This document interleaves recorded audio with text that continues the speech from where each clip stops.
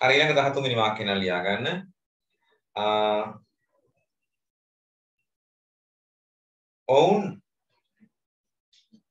ඔවුන්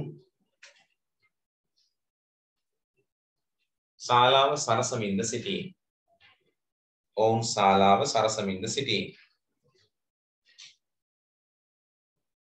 ඔවුන් ශාලාව සරසමින්ද සිටියේ.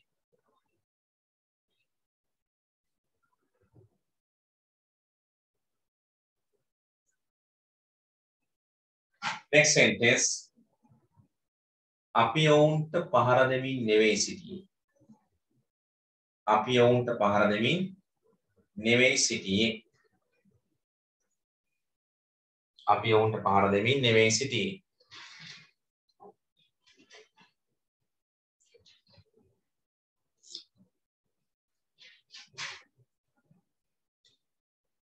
හරිනේ? හරි. Last one අවසාන එක. මම අයදුම් පත්‍රය පුරවමින් නෙවෙයි සිටියේ. මම අයදුම් පත්‍රය පුරවමින් නෙවෙයි සිටියේ. මම අයදුම් පත්‍රය මම ඇප්ලිකේෂන් එක පුරවමින් නෙවෙයි සිටියේ. අපේ ලියන එක ප්‍රැක්ටිස් වෙන්න තමයි ට්‍රාන්ස්ලේෂන් වාක්‍ය දෙන්නේ ලියන එක හදාගන්න. හරි.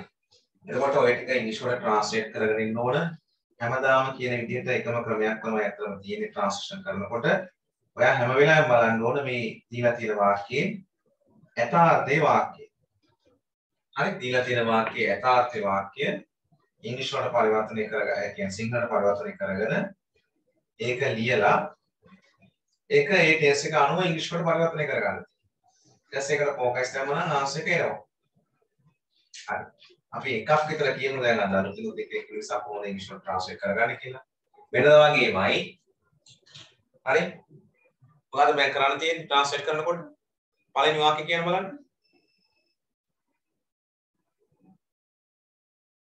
What is first sentence? ඔවුන් උත්සවයක් සංවිධානය කරමින් සිටියේ. ඔවුන් උත්සවයක් සංවිධානය කරමින්ද සිටියේ කියලා අහන්න. එතකොට ඔයා කොලයක් අරගෙන ලියන්න ඕන ට්‍රාන්ස්ලේෂන් කරනකොට මේකේ යථාර්ථ වාක්‍ය. දැන් ඔවුන් උත්සවයක් සංවිධානය කරමින්ද සිටියේ කියන එකට යථාර්ථ වාක්‍ය. ඔවුන් උත්සවයක් සංවිධානය කරමින් සිටියානේ යථාර්ථ වාක්‍ය. දැන් අපි මේ past continuous structure එකට අනුව ඒක දිහා බලලා structure එකට අනුව බලලා මේක positive එක ලියා ගන්නවා. ඔවුන් කියන්නේ they. and was වලින් ගැලපෙන්නේ theyට were. සංවිධානය කරනවාට organize. ඒකට ing දාපම ඊයපුර අයින් කරලා organizing. උත්සවයක් ceremony කියලා හදාගන්න. දැන් මේකට focus දානවා. කොහොමද focus දාන්නේ? were ගන්නවා එළියට. එතකොට were they organizing a ceremony? Negative කරනවා. They weren't organizing a ceremony. Negative action. ඔන්නම focus දාපම ඔය හතරේ එකක් තමයි answer එක වෙන්නේ. දැන් අපි නම් වාක්‍ය මොකක්ද? ඔවුන් උත්සවයක් සංවිධානය කරමින් සිටියේ. කොහොමද answer එක දැන් මේ හතරෙන්? Were they organize a ceremony? Were they organizing a ceremony? නැත්නම් function. අනේමයි ලියන්නේ. හරි? දෙවෙනි එකක් කියන්නම්. දෙවෙනි වාක්‍යයක් කියන්න ලියන විදිය. ඇය භාවිතා කරමින් නෙමෙයි හිටියේ. විනාඩියක්.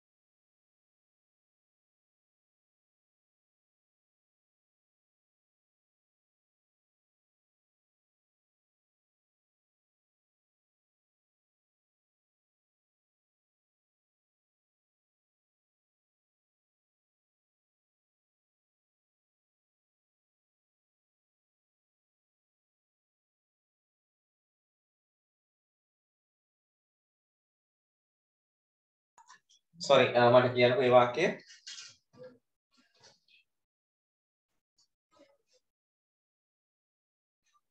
කියන්න. දෙවෙනි කියන්නට ගන්න.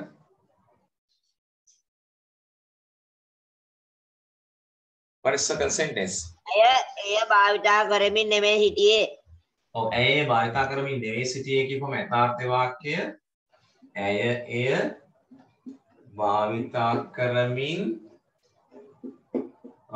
සිටියා කියලානේ අපි ලියන්නේ. එතකොට ඇය කියන්නේ she. sheට ගැලපෙනවා was. භාවිතා කරනවට use. මේකට ing දානකොට අපි ඊ අකුර අයින් කරලා ing දාපුවාම using. එය කියන්නේ it. She was using it. ඇය භාවිතා කරමින් සිටියා. focus දානකොට was එක එළියට ගන්නවා. Was she using it? Negative. She wasn't using it. Wasn't she using it? Hi. She wasn't using it. Oh, ඇය භාවිතා කරමින් සිටියේ නෑ කියලා කියනවා නම් she wasn't using it. ඉතින් ඔන්න ඔය විදිහට simple method එකක් තියෙන්නේ. ඉතින් ඔයිට වඩා අමාරු ඔයාලා ගණන් එහෙම කරනවානේ. මේක එහෙනම් හිතන්න තියෙන යථාර්ථ වාක්‍ය සිංහලෙන් ලිව්වා. ඒක ඉංග්‍රීසි වලට අර ස්ට්‍රක්චර් එක අනුව පරිවර්තනය කරගත්තා. ඒකට focus දැම්මා. එතකොට මේ focus දාපුවම මේ හතරෙන් එකක් තමයි ඔය දීලා තියෙන වාක්‍ය වෙන්නේ. හරිනේ? එහෙනම් ඒක ඒ විදිහට ලියාගෙන එන්න. ඕකේ.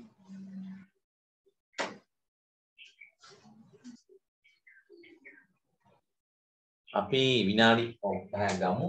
6 වෙනි ටෙන්ස් එක ලියා ගන්න future. වාක්‍ය පහක් ලියලා ගෙදර දිනවා ලියන්න. ඒක හරිය. Future continuous tense. 6 වෙනි එක. Future continuous tense ලියා ගන්න. Tense number 6. 20ක් තියෙනවා අපි මුලින්ම active 12 අවසන් කරන්නේ.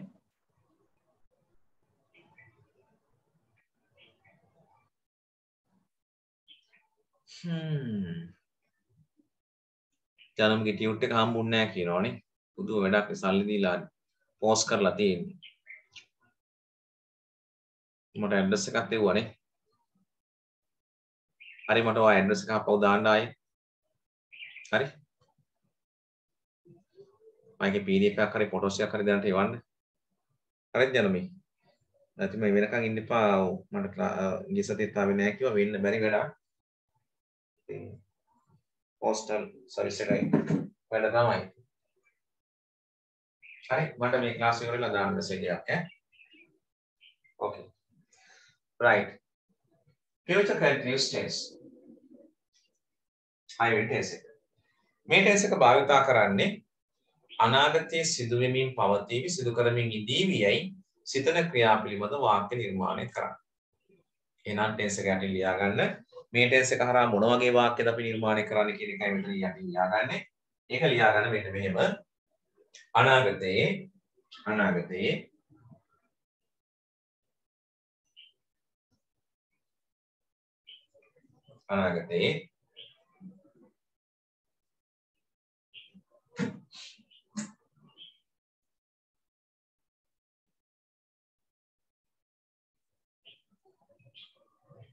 සිදුවෙමින් ඉදීවි.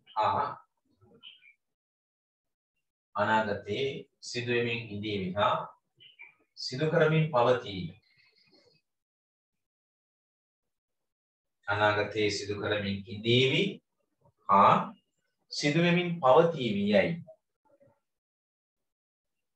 සිදු කරමින් ඉදීවි හා සිදුවෙමින් පවතීවි යයි. සිතන ක්‍රියා පිළිබඳ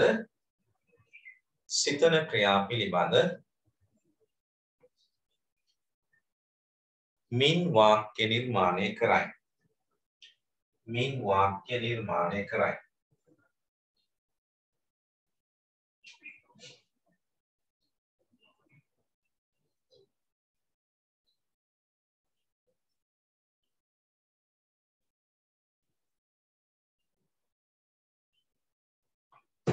Right.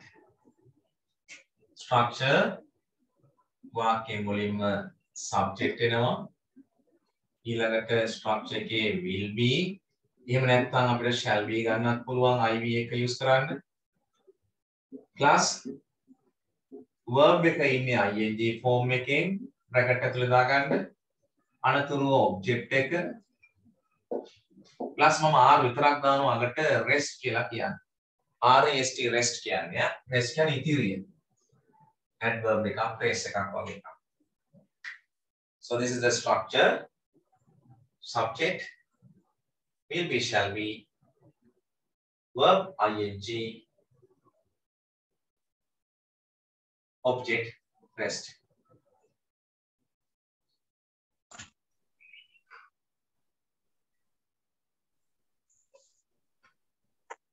Subject will be, shall be, verb ing, object rest.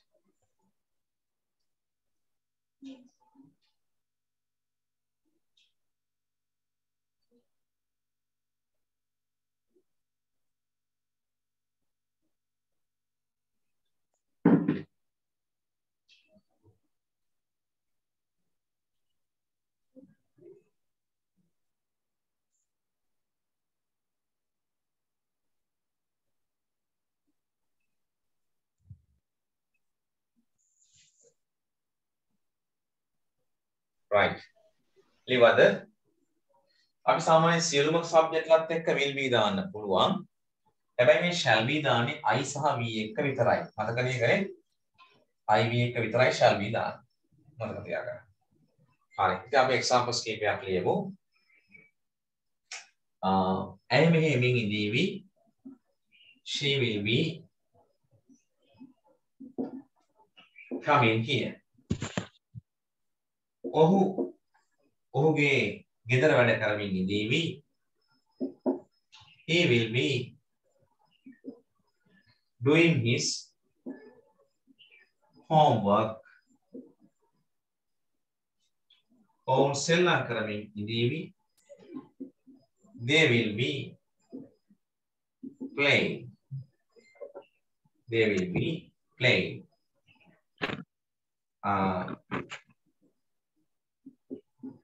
I shall be going there. Mama යමින් ඉඳීවි. හරි. Kasun will be talking with him. Kasun ඔහු සමග කතා කරමින් ඉඳීවි. මම වාක්‍ය පහක් ලිව්වා. ඔයා තව වාක්‍ය පහක් විතර ගෙදරදී ලියන්න ඉන්න. That's the homework. පහක් නෙවෙයි 10ක් විතර ලියන්න practice වෙන්න. හරි. දැන් මේ ටික ලියා ගන්නකො. මම තේරුම අහපව කියන්නම් අවශ්‍යයට. ඇය මෙහි ඉඳීවි. She will be coming here.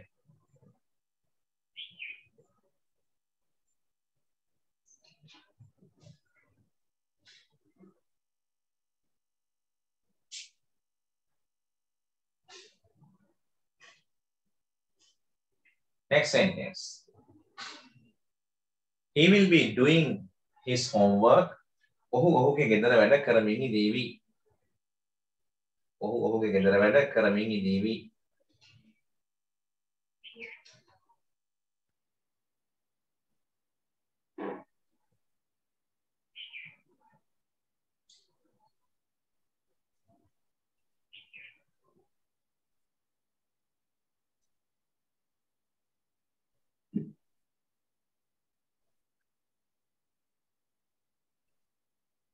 Third sentence. ඔවුන් සෙල්ලම් කරමින් ඉඳීවි. ඔවුන් සෙල්ලම් කරමින් ඉඳීවි.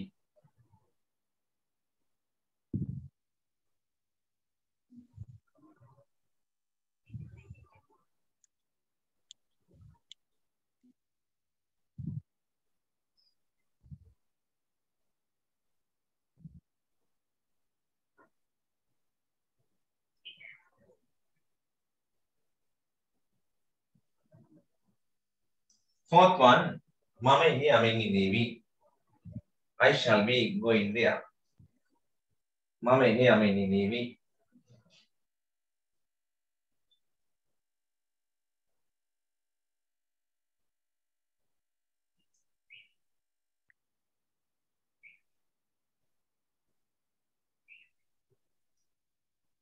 Kasun will be talking with him.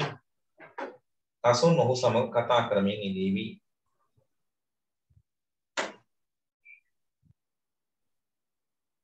Kasun ඔහු සමග කතා කරමින් ඉඳීවි. So that's the end of grammar today. අද එතනින් අපි ග්‍රාමර් අවසන් කරගන්නවා.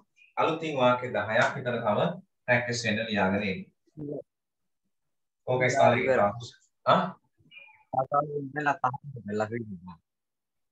දැන් ඊළඟ අප්ඩේට් එකෙන් පස්සේ දවසකට පැය කීයක්ද ගහන්න ආය වැඩි එක mic off කරගෙන කරගන්න.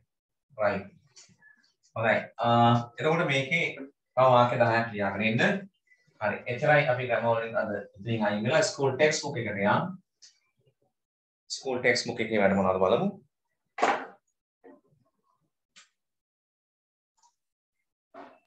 Yes sir. Okay, අපි එහෙනම් activity 2 ඊළඟට කරන්න තියෙන මෙන්න මෙතන මේ map එකක් තියලා තියෙනවා. මේ map එකේ තියෙන ස්ථාන සහ සංඥා ටික අංක දාලා තියෙනවා. ඒවට අදාළව අපිට මේ අංකයට ගැලපෙන සංඥාව එහෙම නැත්නම් ඒ ස්ථානයේ නම ලියන්න කියලා තියෙනවා. හරි, මෙතන තියෙනවා මේ ස්ථානවල example එකක් කරලා තියෙනවා.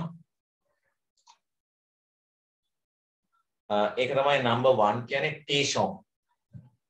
number 1 එක අපි බලමු. highlight කරගමු. number 1 where I sit here. මේ තියෙන්නේ number 1 tea shop. අපිට ඒක හොයා ගන්න පුළුවන්. මෙතන මේ කප් එකක් නේ තියෙනවා. ඉතින් tea shop කියලා අපි එතන ඒක මාක් කරලා ඒක ලියලා තියෙනවා. number 2 let's find it. number 2 where is number 2? all market street එක ඒ කියන්නේ පාරේ වීදියේ පැත්තක පේනවා කණුවක් වගේ එක තියෙන්නේ. මොකක් කියලාද හිතන්නේ?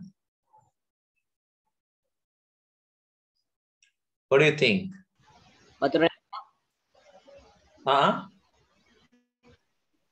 වතුර ටැංකියක්ද sir?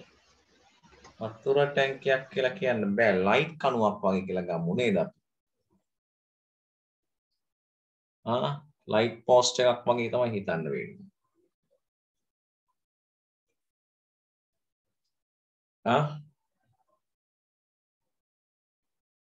හරි නෑ ඉතින්. වීදි ලාම්පුවක් වගේ ස්ට්‍රීට් ලයිට් එකක් වගේ අපොට zoom කරලා බැලිය හැකිනේ. ඔනික ඒක හරි පැහැදිලි නෑ මේ පික්චර්ස් එක ගත්තාම පොඩි ඩවුට් එකක් තියෙනවා. අපි බලමු අට ඕනනම් ටිකක් zoom කරලා. අනිත් ඔක්කොම ක්ලියර් මේක තමයි පොඩි that's the maximum. What do you think? හරි ඒක තියන්නකො හිතලා. අපි අනිත් එක බලමුකෝ එතන අපි තව ටිකක් කල්පනා කරන්නකෝ යා. මොකද හෙන්නේ කියලා. හරි. හරි අපි බලමු number 3 එතක. number 3. කො බලමු number 3. Where is it number 3? Here. Where is number 3? Oh. Oh.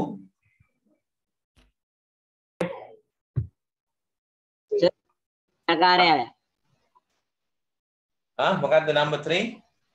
අපිට පේනව නේද මේ fork and knife තියෙනවා. හැන්දයි ගෑරුප් වගේ නේද? ඒ වගේ නේද තියෙන්නේ. knife එකයි fork එකයි නේද මෙතන තියෙන්නේ. restaurant එකක් වගේ පේනවා. hotel එකක්. sir number 2 එකේ තියෙන sir බස් නැවතුම් පොළ.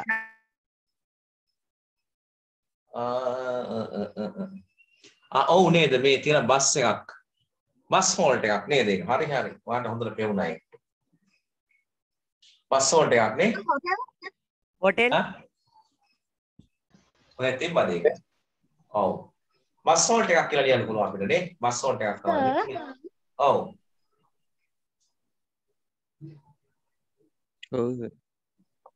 බස් හෝල්ට් එකක් හරි ලියන්න බස් හෝල්ට් එක. number 2 එකට එන්නේ tower නෙමෙයිද?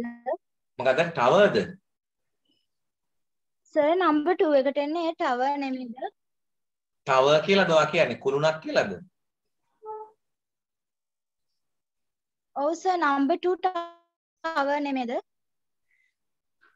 නෑ මේ ඔව් ටවර් ඉතින් කුළුණක් කියලා කිව්වනම් ටිකක් එහෙම වෙනස් වෙනවා ටවර් එකක් කියලා කියනකොට නමුත් මේ බලන්නකො මේ බස් එකක නැත්නම් මොඩි වාහනයක පින්තූරයක් පේනවනේ දැන් ඇතුලේ රතු පාට බෑග්ග්‍රවුන්ඩ් එක. බලන්න චුට්ටක් හොඳට ලං වෙලා. බස් හෝල්ට් එකක් කියන්න පුළුවන්කම තියෙනවා වඩා පැහැදිලිව. ප්‍රශ්නයක් බලලා තමයි. ඔව් බස් හෝල්ට් කියලා ගන්න එක. නම්බර් 3 එක මොකක්ද එතකොට? හොටෙල් නේ. හොටෙල් නැත්නම් රෙස්ටෝරන්ට් කියලා කියන්න පුළුවන්. hotel Hotel. Yes, number 3 hotel. Right. Number ලියන්න දැන් අතන ලියන්න activity කරගෙන යන්න. activity 2 කියලා ලියලා මේ numbers දාගන්න. පළවෙනි එක number 1 tea shop කියලා කියවනේ නේ. Number 2 bus halt. Number 3 hotel.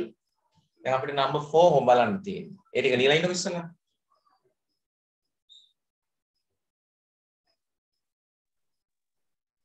post හරිද? So post office the 4. මොකද්ද? Number 4. Where number 4. Yes, post office. Correct. Post office එකක් තියෙන්නේ මේ. sir number 4 post office නේද? Yes, post office.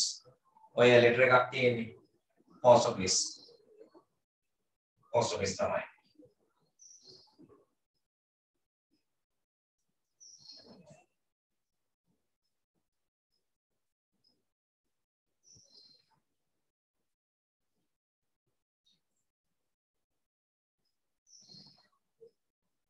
Right. What is number 5? The post office කියලා ලිව්වද?